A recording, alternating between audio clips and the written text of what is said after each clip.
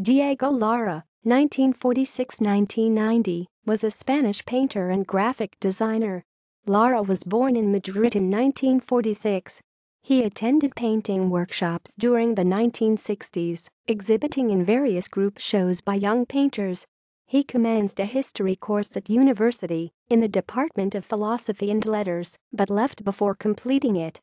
He then began to work on graphic design projects, designing book covers for publishers including Siglo XXI, Seix Barral, Fundaments, Turner, and Trece de Nieve. In 1972 he founded and became graphic design director for the publishing company La Fontana Literaria, co-founded with Mauricio Dors. The following year he and Dors, together with Juan Antonio Molina Foix, founded another publisher, Nostromo. There, he developed a radically new and personal editorial image. Between 1974 and 1982 he was responsible for the graphic design of publications by the Juan March Foundation in Madrid, where he renewed the graphic and editorial concept of the exhibition catalogue. Between 1979 and 1981 he co-directed Poesía magazine with Gonzalo Armero. Published by the Ministry of Culture, it became a landmark in the field of cultural publications. Between 1982 and 1986 he created the graphic image for publications by the ARCO art fair, while serving as artistic director and graphic designer for the art magazine Buades. Around the same time he began a fruitful collaboration with the publishers Ediciones el Viso, designing catalogues for many of the leading exhibitions of that decade.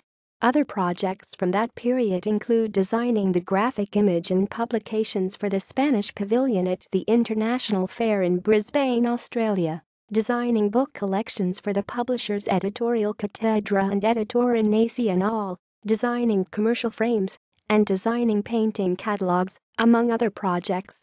In 1986 he received the Graphic Design Prize from the City Government of Madrid. And in 1988 he made the poster for the Laus Prizes.